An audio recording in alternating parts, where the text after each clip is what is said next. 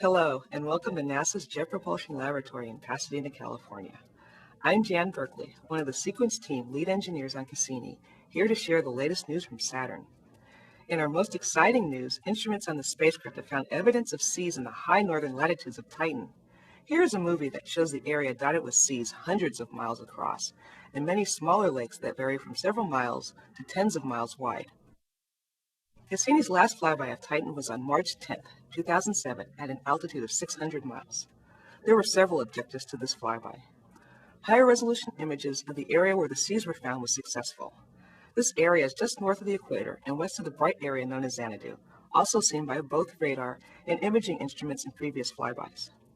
In addition, Titan weather studies were conducted, mapping temperatures to determine seasonal changes, monitoring cloud motion and wind speeds.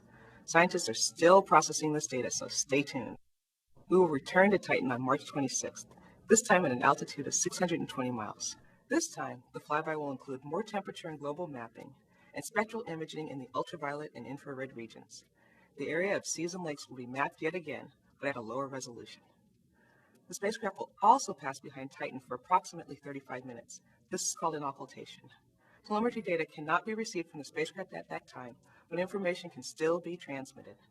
A unique experiment will take place where the spacecraft will be oriented precisely to send a signal to bounce off the atmosphere of Titan and be received at Earth. The state of the signal tells us information about the surface region targeted.